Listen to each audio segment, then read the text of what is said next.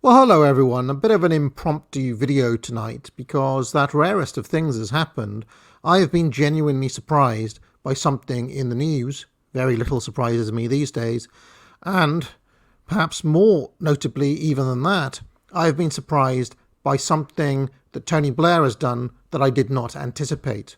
Now, my batting average of calling things correctly has been, better than most, let's just say, especially in the past year or so. But there's one thing that I got wrong. And that thing that I got wrong was specifically the idea that Tony Blair would ever back down on climate change. If you remember, I said he'd put the woke away, but he would be immovable on the question of the net zero target. However, a couple of days ago, while I was on holiday, unbeknownst to me, Blair shocked the political world by something he said in an interview in the New Statesman, which was picked up by the Telegraph and also by Toby Young at the Daily Skeptic.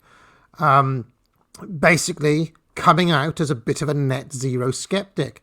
Let's have a little read about of what Blair says specifically, and I'll give a couple of dirty quick takes as we go through.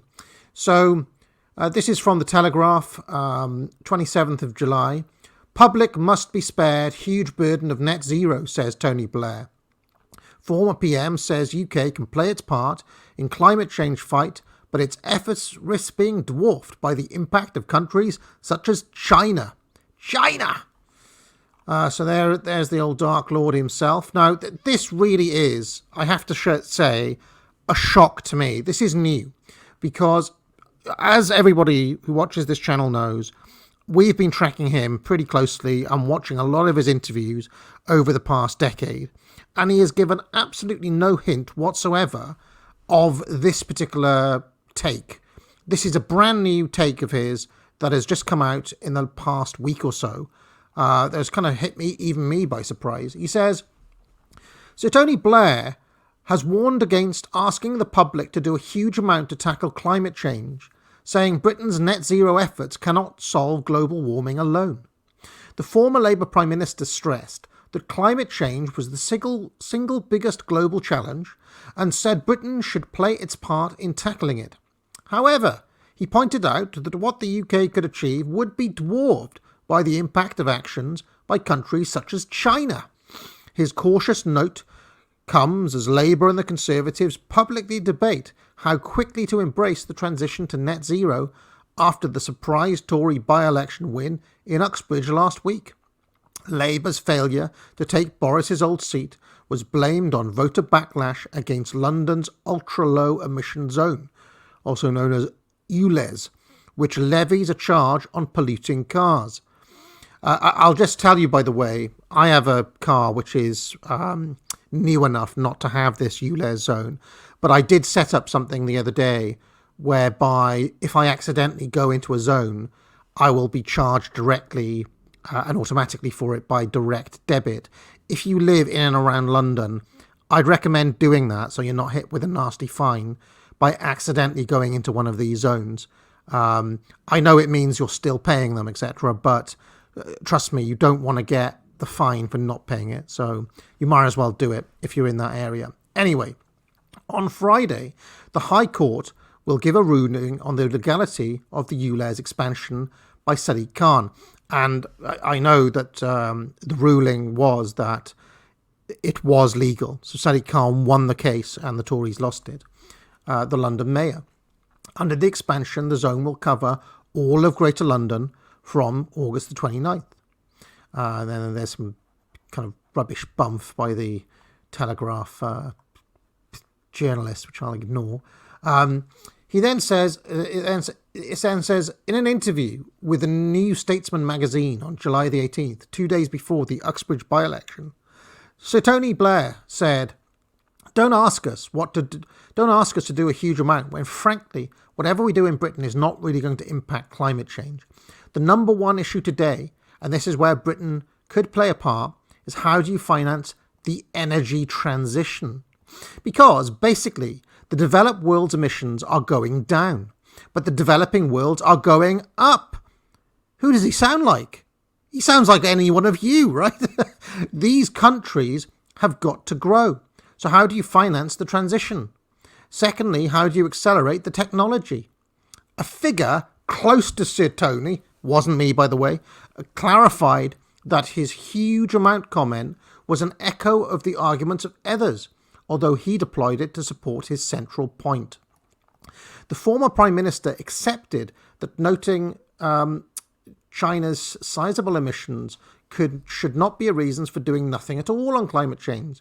He continues to support Britain's 2050 net zero emissions target.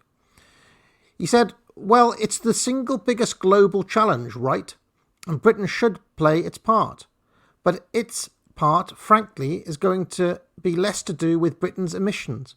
I mean, 1 year's rise in China's emissions would outscore the whole of Britain's emissions for a year. Holy moly. I mean, true, but common sense coming out of the Dark Lord here. Amazing common sense. China has emitted more carbon dioxide over the past 8 years than the UK has since the start of the Industrial Revolution, according to figures published last year. Sir Tony's focus on the limits of what the UK can achieve alone in the battle against climate change comes amid a debate about how radical to make green policies. Figures involved in planning the Conservatives' next election campaign are looking for more net zero wedge issues after Tories hung on in Uxbridge amid the ULEZ backlash. And then we can see some majority of Londoners rejecting this expansion. What does Sadiq Khan care? Because frankly, he just wins every time just because, you know, of the ethnic composition of London, as I pointed out in another video I did years ago. In the past week, government figures have said landlords will get more time to make their rental accommodation greener and indicated they should show flexibility on new electric car requirements. So anyway, this is very interesting indeed to me that there's been a signal change from Blair himself, because when Blair says something, it kind of sets the tempo for what is acceptable to say across the entirety of UK politics. And, you know the Tories are going to try to occupy this space. Blair is focused on Starmer winning the election. But the point is that in order to win elections, basically the elite, the regime, if you want, have to compromise on this issue. And honestly, I thought they would never compromise on this issue. Sir Keir Starmer, the Labour leader, and Angela Rayner, its deputy leader, both publicly distanced themselves from ULEZ the day after their party failed to win Uxbridge. Sir Keir said he would reflect on the policy. Reflect. I'm looking into it. Monitoring the situation, eh, Sir Keir? And spoke to Mr. Khan about his plans. The London mayor has held firm on the expansion of the zone, but is looking at extra financial help. Very interesting indeed. Well, I mean, I won't bother reading all the rest of it, but I just think that this is the very first sign I've seen from anyone kind of this high up in the regime that they are prepared to compromise on the net zero stuff. So I just thought I'd make a video. Now, of course, the danger with Tone that we always have to look at is that he's just saying this stuff in order to get into power, and then they will enact all of the kind of net zero stuff anyway. But I don't know, because it would be pretty difficult, I think, for Starmer to literally put it as an election pledge that he's not going to do these things and then immediately do them. Remember that if you look back at New Labour 1.0, a lot of the stuff they did, they actually said they would do before they did it. So I wonder. So anyway, this one hit me a little bit by surprise. Just thought I would get it out there. Not worth a full stream in and of itself. Worth a video. Do buy my courses at the academic agency. I believe that merit code is still working. The Jordan Peterson video will be out in a couple of days, which will bring an end to that particular kind of mini sale. It's only meant to run for one stream, but it's run for a couple of weeks. I'll be back later in the week. Goodbye. Get out.